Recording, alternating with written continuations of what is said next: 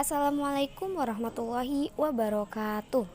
Yang terhormat Bapak Dr. Andes Budi Manfaat MSI selaku dosen pembimbing pada seminar proposal kali ini. Sebelum saya melanjutkan seminar proposal ini, izinkan saya untuk memperkenalkan diri. Perkenalkan, nama saya Natalia dengan nomor NIM 200810551. Mahasiswa Tadris Matematika IAIN Syekh Nurjati Cirebon.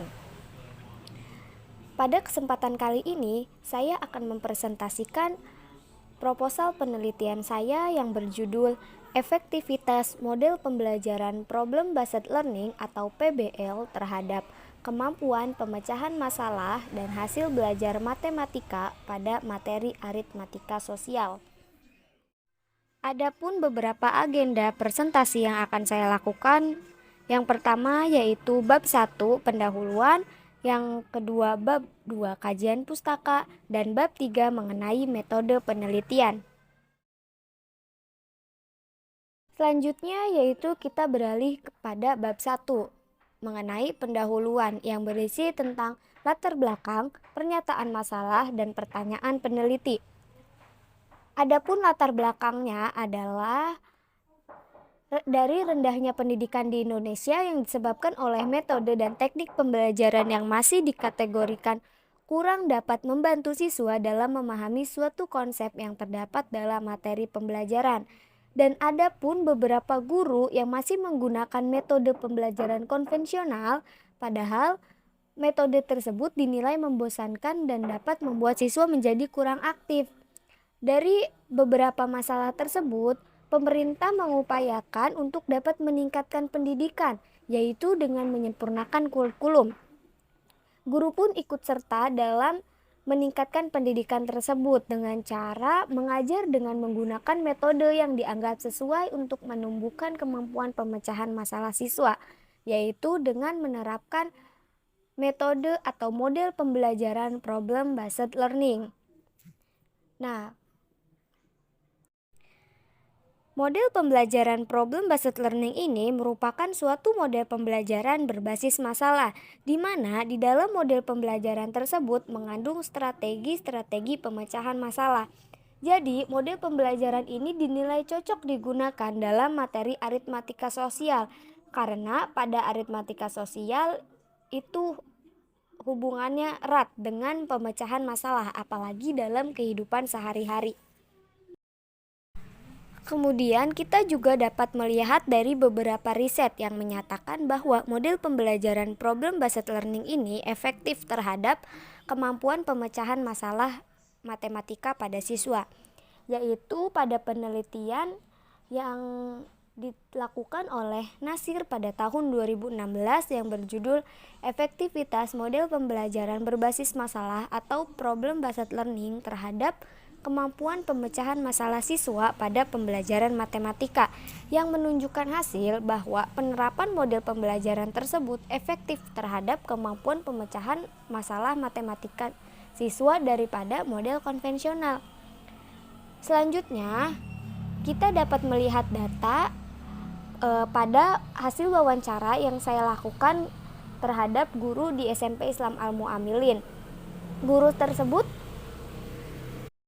memberikan pernyataan bahwa di SMP Islam Al-Mu'amilin banyak atau beberapa guru masih menggunakan model pembelajaran konvensional seperti ceramah, dan hal tersebut membuat para siswa kesulitan untuk memecahkan masalah pada soal cerita, apalagi soal tersebut mengenai aritmatika sosial yang di dalamnya banyak berisi soal-soal cerita yang berkaitan dengan kehidupan sehari-hari. Nah, oleh karena itu, penulis ingin mengetahui apakah akan lebih efektif jika menggunakan model pembelajaran problem based learning.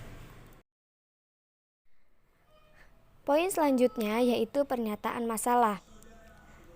Tingkat pemecahan masalah peserta didik masih tergolong cukup rendah, di mana para siswa belum mampu menyelesaikan masalahnya dalam konsep matematika.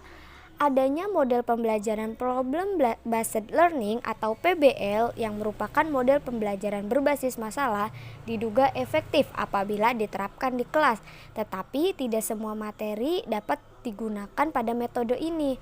Nah, apakah pada materi aritmatika sosial pembelajaran ini efektif? Dari pemaparan latar belakang dan pernyataan masalah, kemudian saya sebagai peneliti mengajukan 3 pertanyaan. Yang pertama, apakah model pembelajaran problem based learning ini atau PBL ini efektif dalam memecahkan masalah pada materi aritmatika sosial?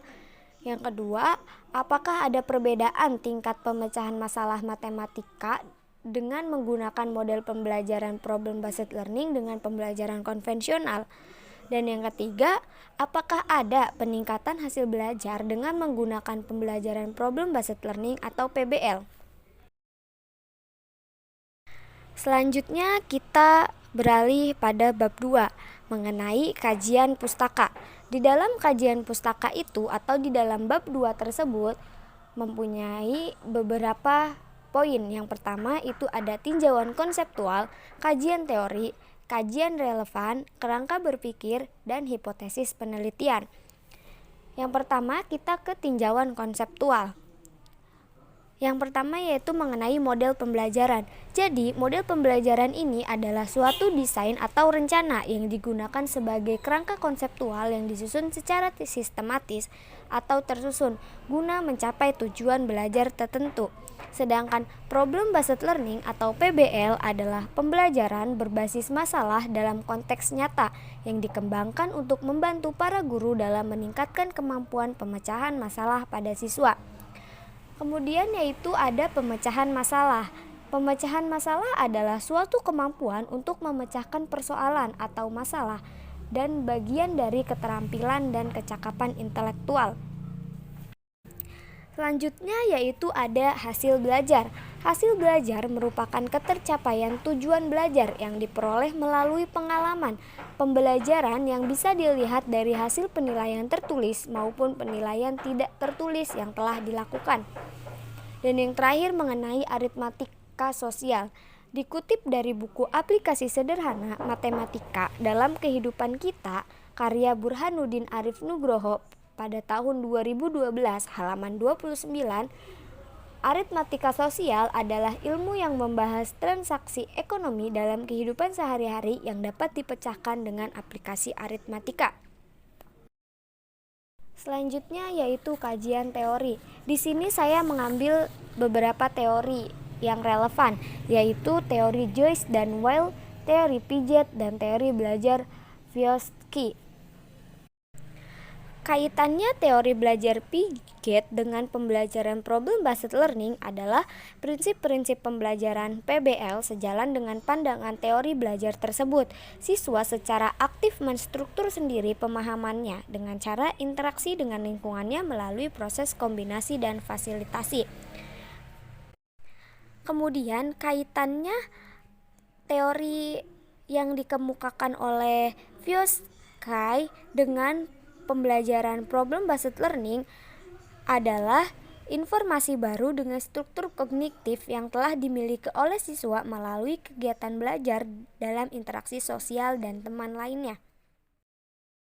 Selanjutnya ada beberapa kajian relevan yang sejalan dengan penelitian yang saya lakukan, yaitu ditulis oleh Anna Rosmita dan kawan-kawan pada tahun 2020 dengan judul Efektivitas Model Problem Based Learning terhadap Kemampuan Pemecahan Masalah Matematika Siswa, yang menguraikan bahwa berdasarkan hasil perhitungan diperoleh data bahwa nilai rata-rata sebelum menggunakan model pembelajaran PBL ini adalah 50,52 bila dikonsultasikan dengan kriteria penilaian masuk pada kategori kurang, dan setelah diterapkan model pembelajaran PBL ini diperoleh nilai rata-rata 60,23 dan bila dikonsultasikan dengan kriteria penilaian masuk pada kategori cukup.